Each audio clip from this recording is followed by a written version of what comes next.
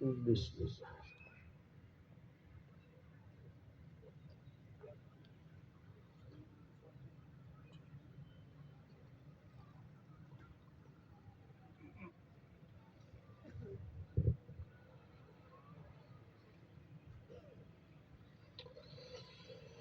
بسم اللہ الرحمن الرحیم.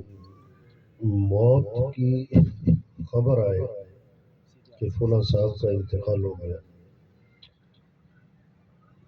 تو فوراً کیا پڑھنا چاہیے؟ انا للہ و انا الیہ بولو بھائی.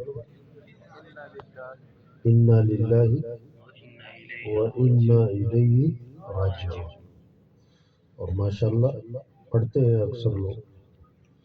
اس کا مطلب کیا ہے؟ اس کا مفہوم کیا ہے؟ اس میں پیغام کیا چھپا ہوا ہے؟ شریعت کی کوئی چیز ایسے بے فائدہ نہیں ہے، بے مقصد نہیں ہے. ہمارے دین نے ہمیں سکھایا ہے کہ جب کوئی خبر آئے موت کی تو کیا پڑھو؟ انا للہ و انا الیہ راجعون. کیا مطلب؟ بے شک ہم سب اللہ کی ملک میں ہیں، وہ مالک ہے جو چاہے کرے. وَإِنَّا إِلَيْهِ رَاجِعُونَ. اور بے شک ہمیں بھی لوٹ کے اسی کے پاس جانا ہے.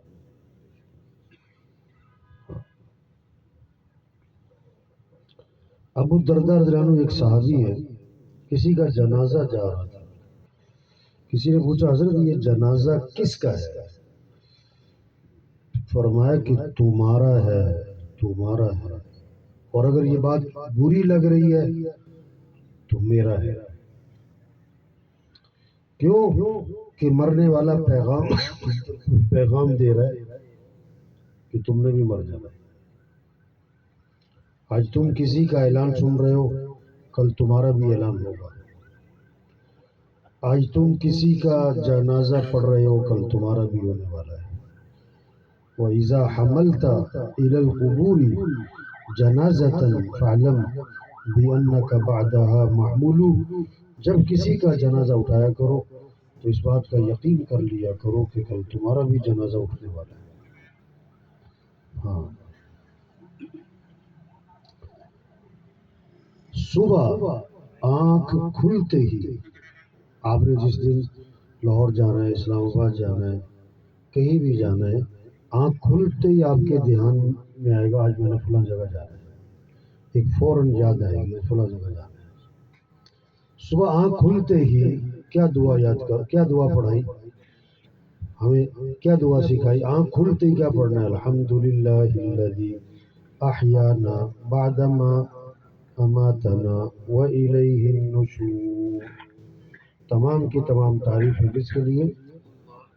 اللہ کے لیے، جس نے موت دینے کے بعد دوبارہ زندہ کیا ہے اور ویسے جانا اسی کے پاس. اچھا، نیند کو کس سے تعبیر فرمایا؟ موت. ہم روزانہ مرتے، روزانہ زندہ ہوتے. آگے فرمایا کہ وہ جانا اسی کے پاس ہے. وَإِلَيْهِ النُّشُورُ. ہاں، جانا اسی کے پاس. روزانہ قبرستان کے پاس سے گزر ہوتا ہے. لوگ کہیں بھی جاؤ، آپ راستے میں کہیں قبرستان تو آتا ہے نا، تو قبرستان کے پاس سے گزرو تو کیا پڑھو؟ السلام علیکم یا اہل القبور یغفر اللہ لنا ولکم انتم سلفنا ونحن بالاثر. اے قبرستان والو، اللہ تمہاری ہماری مغفرت کرے، تم ہم سے پہلے گئے ہو، ہم بھی تمہارے پیچھے پیچھے آ رہے ہیں، ہم بھی آ رہے ہیں. ہاں، یہ پیغام پیغام پیغام. بال سفید ہونا کیا مطلب ہے اس کا؟ اللہ کا کوئی فعل حکمت سے خالی نہیں ہوتا ہے. بال کیوں سفید کرتے ہیں اللہ؟ یہ پیغام ہے کہ دیکھو بال سفید ہو رہے ہیں، اب زندگی کا وقت کم، موت قریب ہے. اور سفید ہو گئے، اور موت کے قریب ہو گئے، اور زیادہ سفید ہو گئے. ہاں. بیماریاں مانگنے کی چیزیں نہیں ہیں، بیماریاں. لیکن بیماریاں کس لیے؟ یہ الارم، یہ الارم، یہ گھنٹی، یہ پیغام، یہ پیغام کی بیماری. اس کا مطلب کیا ہے؟ کہ آگے کیا ہونا ہے. اس لیے اللہ کے نبی صلی اللہ علیہ وسلم نے اچانک کی موت سے پناہ مانگی. ایک دم موت آ گئی بغیر بیماری کی، سے پناہ مانگی. یہ بیماری کسی لیے آدمی توبہ کر لے، آدمی تیاری کر لے. ہاں، مرنے والے بوڑھے نہیں جوان نہیں، بیمار نہیں تندرست بھی، غریب نہیں امیر بھی، فارغ نہیں مصروف بھی. ہاں اچھا، کتنے ہی آدمی گناہ گار کیوں نہ ہو نا، جس کو پتا ہو کہ مجھے آج مر جانا ہے، میرے زندگی کا آخری دن ہے نا، اوہو وہ سارا دن کیا کرے گا؟ اللہ اللہ کرے گا. اس لیے اکثر لوگ کہتے ہیں نا کہ اللہ ہمارا خاتمہ کس پہ کر، کیونکہ ہر آدمی یہ چاہتا ہے کہ خاتمہ اس کا کیا ہو. ایک ہمارے معاشرے میں ایک نعرہ لگایا جاتا ہے، ایک نعرہ لگتا ہے ہمارے معاشرے میں، کیا؟ غلامی رسول میں موت بھی، کیا کہتے ہیں؟ غلامی رسول میں موت بھی، اور غلامی رسول میں فجر کی نماز قبول ہے. نہیں، غلامی رسول میں موت قبول ہے، اور غلامی رسول میں فجر کی نیند قربان کرنا. بولو بولو بھائی، فجر غلامی رسول میں جھوٹ چھوڑنا. اللہ کے بندے، اگر غلامی رسول میں موت قبول ہے تو غلامی رسول میں گناہ کرنا بھی کیا کرو؟ چھوڑ دو. غلامی رسول میں تو یہ موت جو ہے نا محلے میں خاندان میں، یہ پیغام ہے، پیغام پیغام. قرآن میں آتا ہے جہنمی چیخیں گے تو ان سے یہ کہا جائے گا الم یاتیکم نذیر، کہ تمہارے پاس ڈرانے والے آئے نہیں تھے، تمہیں سمجھانے والے آئے تھے کہ نہیں؟ کہ ہاں آئے تو تھے، ہم بات نہیں مانتے تھے. تو وہ نذیر کیا ہے؟ نذیر ڈرانے والے، جیسے قرآن نذیر ہے، نبی خود نذیر ہے. اسی طرح یہ جنازے بھی نذیر ہے، یہ بالوں کا سفید ہونا بھی نذیر ہے، اور بیماریوں کا لگنا بھی نذیر ہے. اور پوتا پیدا ہوا، اس کا مطلب ہے دادا جی سیٹ کیا کرو. نواسا پیدا ہو گیا، اس کا مطلب ہے نانا جی اب آپ کیا کرو اگلی. ہاں، عقل مند ہے جو موت کو عبرت کا سامان بنائے، عقل مند ہے جو موت کو عبرت کا سامان بنائے. لوگ جنازہ پڑھنے کے لیے دوسرے شہر سے بھی آ جاتے، لوگ جنازہ پڑھنے کے لیے جہاز کی ٹکٹ لے کے بھی آ جاتے، اور فرض نماز پڑھنے کے لیے محلے کی مسجد میں نہیں جاتے. توبہ. آج ہمارے معاشرے میں جنازہ ایک رسم، حالانکہ جنازہ فرض کفایہ ہے، نماز فرض عین ہے، نماز فرض عین ہے. یہ ہے پیغام بھائی، نماز پڑھو، دین سیکھو، دین سیکھو. میں اکثر جنازہ پڑھاتا ہوں تو بہت دفعہ ایک آواز آتی ہے، مولوی صاحب جنازے کی دعا بتانا. ارے ایک آدمی گاڑی ڈرائیونگ کی سیٹ پہ بیٹھ کر گئے، کیا گاڑی چلانا سکھانا؟ یا بیٹھ کے سیکھو بھائی، گاڑی چلانا سیکھو. یہ تھوڑا کبھی آپ نے موٹر پہ گاڑی چلا ڈال دی اور سکھاؤ مجھے. دین سیکھنا پڑتا ہے، بغیر سیکھے نہیں آتا ہے. ہاں، سرمایہ وہ نہیں ہے جو موت پر چھوٹ جائے، سرمایہ وہ ہے جو موت پر ساتھ جائے. 3 بھائی ہیں، حدیث پاک میں آتا ہے 3 بھائی ہیں.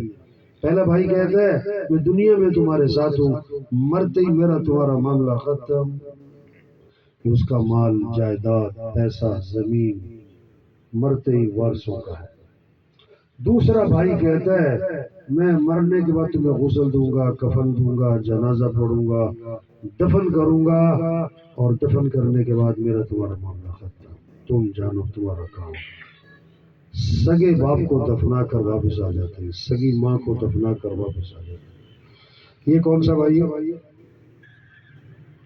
بولو، رشتے دار، اس کا باپ، بیٹا، بھائی، خاوند۔ تیسرا بھائی کہتا ہے میں تمہارے مرنے کے بعد قبر میں بھی ساتھ ہوں، قیامت میں بھی ہمیشہ تمہارے ساتھ رہوں گا۔ یہ کون سا بھائی ہے؟ کون سا بھائی؟ اعمال۔ تو حقیقی بھائی کون سا ہوا؟ حقیقی بھائی کون سا ہوا؟ عمل۔ تو سرمایہ مال نہیں ہے، سرمایہ اعمال ہے۔ سرمایہ دار مال والا نہیں ہے، سرمایہ دار اعمال والا ہے۔ 500 کی جوتی یا 5000 کی، سب کی اتر گئی، آگے ننگے پاؤں سب۔ 5000 کا سوٹ 50,000 کا سب کا اترا، آگے کفن سب کا ایک ہے۔ ہاں، 2 مرلے کا مکان تھا، 4 کنال کا بنگلہ تھا، آگے قبر کا سائز سب کا ایک ہے۔ 20 لاکھ کا باتھ روم تھا، آخری غسل سب کا تخت پھٹے پر ہے۔ 30 لاکھ کا بیڈ تھا، آخری چارپائی جنازے والی سب کی ایک ہے۔ ہاں، 10 کروڑ کی گاڑی لوگ لیتے ہیں، لیکن آخری سفر کس پہ ہوتا ہے آپ کیا؟ ہاں، میت بس یا کندھوں پر، یہ سب دھوکہ ہے۔ عقل مند کون؟ جو موت کی تیاری کرے۔ عقل مند کون؟ جو آخرت کی تیاری کرے۔ گاڑی چلا رہا ہے، پیچھے دیکھے گا تو ایکسیڈنٹ ہوگا، بھی جدھر جا رہے ادھر دیکھو، ہم آخرت کی طرف جا رہے، آخرت کی تیاری کرو۔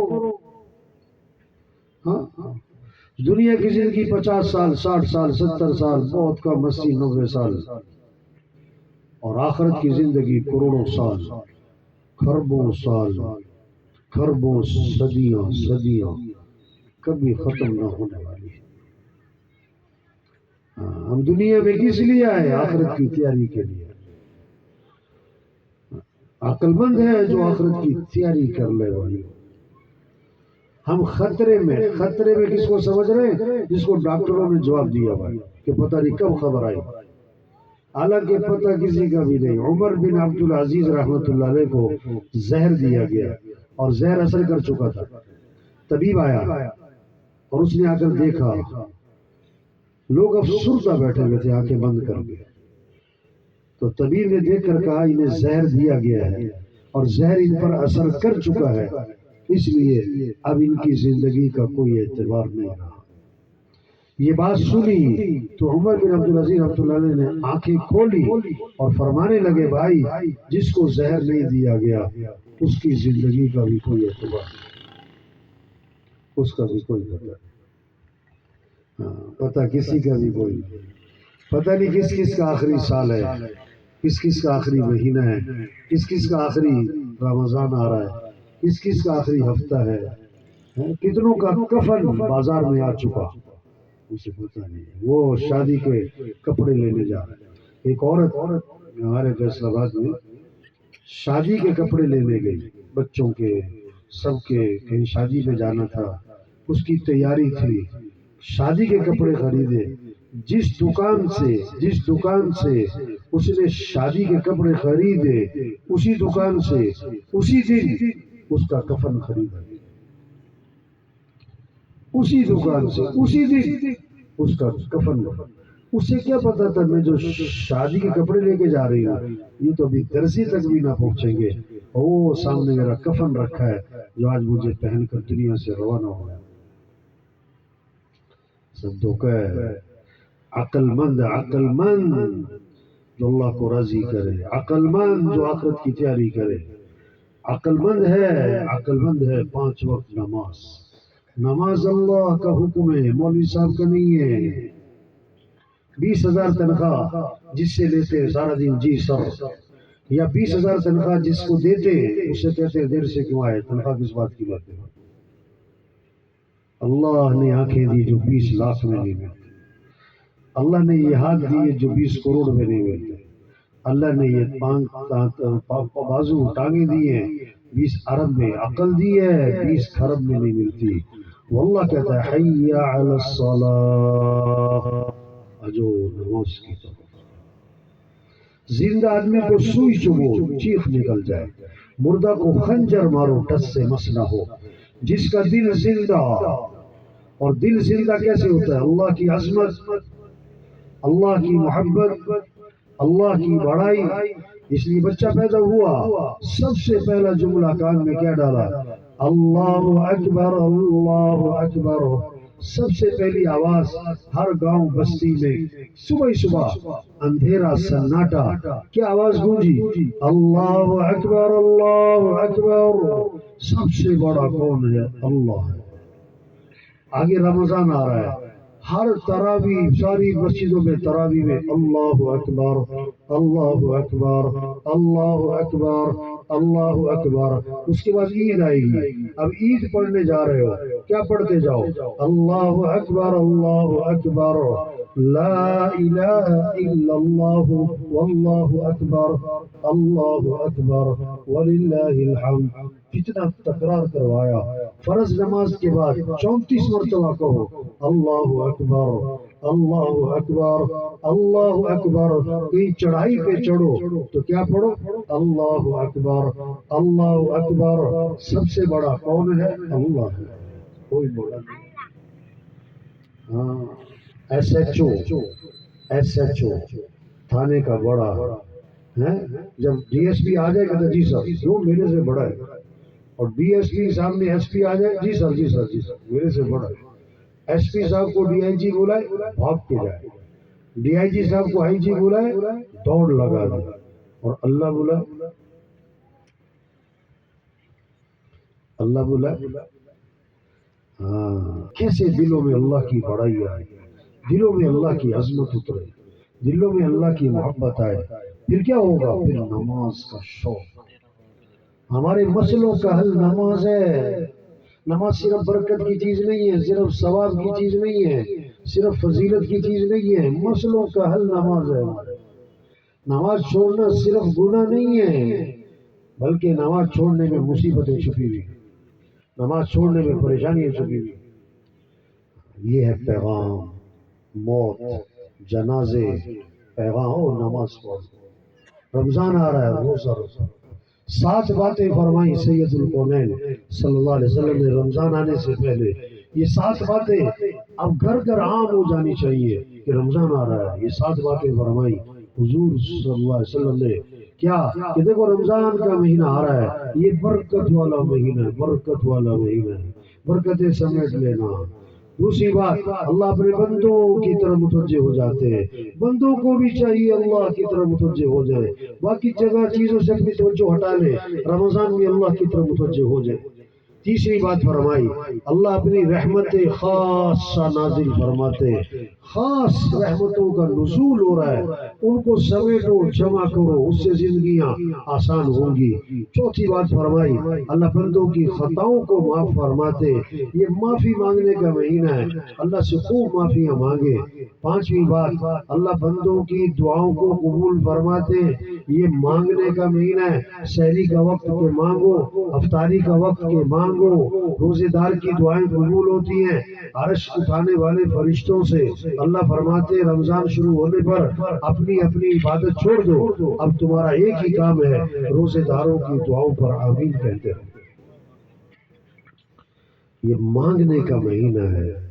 چھٹی بات، اللہ فرشتوں کے سامنے فخر فرماتے، دیکھو میرے بندے ہیں، کھانا سامنے ہے، پانی سامنے ہے، بھوک پیاس لگی بھی ہے، کوئی اس کو دیکھ نہیں رہا، میری وجہ سے اس نے کھانا پینا چھوڑا ہوا ہے، اور دیکھو دن میں یہ روزہ رکھتا ہے اور رات کو میرے سامنے قیام کرتا ہے۔ حدیث میں آتا ہے جو رمضان میں دن میں روزہ رکھے، رات کو قیام کرے، اللہ اس کے گناہوں کو معاف فرمائے۔ اور 7ویں بات، اللہ تمہارا نیکیوں میں ایک دوسرے سے آگے بڑھنا، اس کو دیکھنا چاہتے ہیں رمضان میں۔ رمضان نیکیوں کا مہینہ ہے، یہ پیسہ کمانے کا نہیں، یہ افطار پارٹیوں کا نہیں، یہ سیر سپاٹوں کا نہیں، یہ موبائل کا نہیں، یہ ٹی وی کا نہیں، یہ کھیل تماشوں کا نہیں، ہاں یہ کس کا ہے؟ یہ اعمال کا ہے، نمازیں، روزے، تراوی، قرآن کی تلاوت، ذکر، دعائیں، صدقہ، خیرات، جتنا نیکی کے کام کر سکتے، یہ 7 باتیں فرما کر حضور صلی اللہ علیہ وسلم کا لہجہ سخت ہو گیا.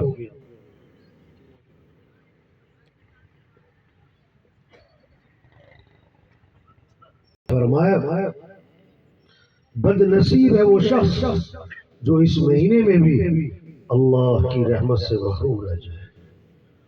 اوفو، ہر سال رمضان آتا ہے اور چلا جاتا ہے، اور اس سال بھی آ رہا ہے اور چلا جائے گا، اور پھر اگلے سال بھی آئے گا، اور ہم ہوں گے کہ نہیں یہ کوئی پتہ نہیں.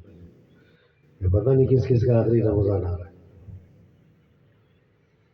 ہاں، ایک بہت بڑا طبقہ ہے، رمضان آتا ہے اپنی پوری برکتوں کے ساتھ، فرض کا ثواب 70 گنا، نفل کا ثواب فرض کے برابر، اور شیاطین قید ہو گئے، اور جہنم کے دروازے بند ہو گئے، اور جنت کے دروازے کھول دیے گئے.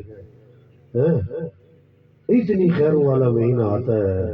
ایک بہت بڑا طبقہ ہے جو رمضان میں بھی گناہوں کو نہیں چھوڑتا، رمضان میں بھی برائیوں سے باز نہیں آئے گا، قیامت میں کام آئے گا، دنیا میں بھی کام آئے گا.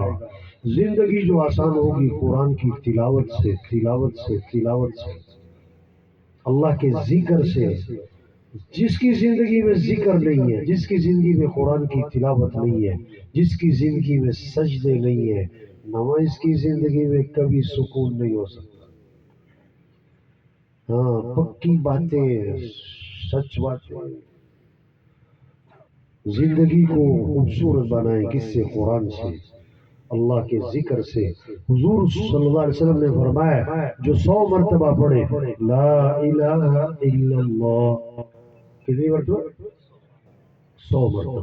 مستورات ہے نا، روٹی پکا رہی، آٹا گوندھ رہی، اور کیا پڑھ رہی ہو؟ لا الہ الا اللہ، لا الہ الا اللہ. اور جو 100 مرتبہ روزانہ پڑھے گا، جب قیامت کے دن اٹھے گا تو اس کا چہرہ 14ویں رات کے چاند کی طرح چمک رہا. فرمایا جو کثرت سے درود شریف پڑھے گا جنت میں اسے حضور صلی اللہ علیہ وسلم کا پڑوس ملے گا. کثرت سے جو استغفار کرے گا اللہ ہر تنگی سے نکالے گا، پریشانیوں سے بچائے گا. اللہ وہاں سے رزق دے گا جہاں سے وہم و گمان بھی.